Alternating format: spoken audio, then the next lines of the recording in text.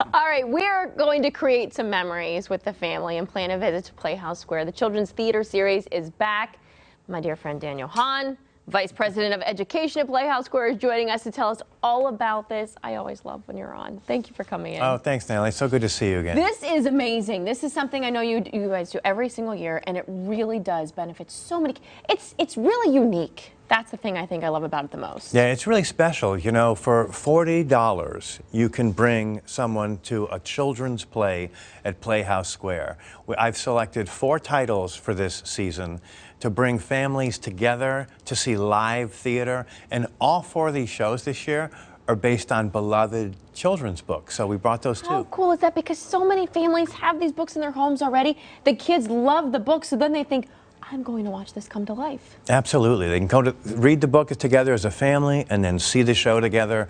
And really, it's because University Hospitals, Rainbow Babies and Children's Hospital supports this program. We can offer it and make it so affordable for everyone. I love that it's affordable too. So what's the first book and first show that we'll get to see? Well, the first show is called Grace for President, and it comes in late October. This is a wonderful story about a young girl who is shown all of the presidents of the United States on the first day of school, and she asked the famous question, where are the girls? Good for her. And so what they decide to do is the teacher turns it into a lesson, and they teach the kids about the Electoral College. Each student gets a state.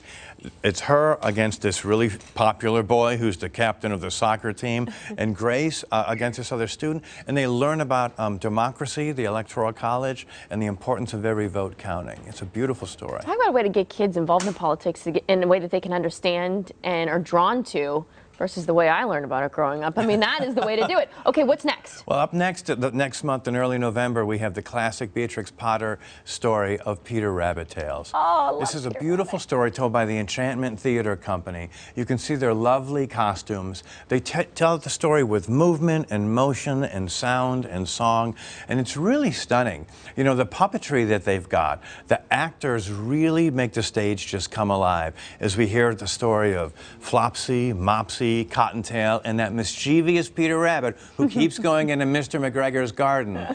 And it's really told to scale too, so when Mr. McGregor, this puppet, comes out, it's towering. It's like as large as the stage. What's really cool about that to me is that from a child's perspective, we often don't think back to what was it like living in the world as a child, and some things just seem larger than life to us. Well, this play captures that and doesn't forget that element of childhood and that perspective. You're so good at picking these. I love this, and who doesn't love that story? And then what do we have next? Well, up next, we have a little holiday break and then come back in February with Todd Parr's wonderful book, It's Okay to Be Different.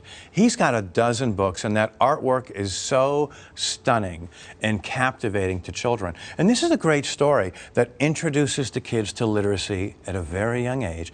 It talks about how if you have a difference, it's okay. If you're a child seated in a wheelchair, that's okay. If you're a child who is adopted, that's okay. If you like, one of my favorite pages, if you like eating macaroni in the bathtub, that's okay too.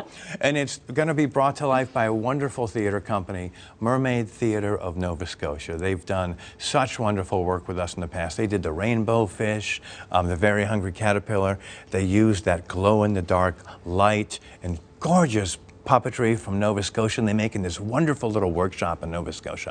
And this is a play clearly for everyone to see. This is for everyone because you can learn a lot from everyone around you, and so I think that's good for everyone to go and visit. Last but not least. Well, this is a story we brought back by popular demand. It's the Gruffalo, and what I love about this is from the United Kingdom. So this story comes all the way from England, and it's about this little mouse who's going through the forest and discovers these other creatures, like a snake, might not be too kind to him. So he makes up this fantastical creature, said, well, you don't want to eat me because I'm running away from the Gruffalo. He said, well, what's a Gruffalo? Oh, it's got teeth and claws and a sharp tail. He just made the whole thing up until He meets the Gruffalo? It manifests in the forest. wow. And then what happens in the second half of the story is the adventure and how the tables are turned. It's just truly. And the kids, when this Gruffalo comes out, it's like Elvis has entered the building. The kids in the theater just scream and cheer, so it's just a delight. We're so proud to present it. I'm so glad you have this. This is such a wonderful addition. I mean, we know and love the Broadway series, but the fact that you have something for the whole family like this to get out for the kids to just indulge in is wonderful. Again, $40. Each show is essentially $10. You can subscribe for $40 per person. People just go to playhousesquare.org and you can get the whole series thanks to University Hospitals. How do you pass up that opportunity? You got to get the kids off of all those electronic devices, put them in something like this, and you're going to feel like a great parent because of it. I think it's wonderful. You'll like lasting memories. It's wonderful, wonderful. Thank you so much. It's Thanks, always a Natalie. pleasure to see you.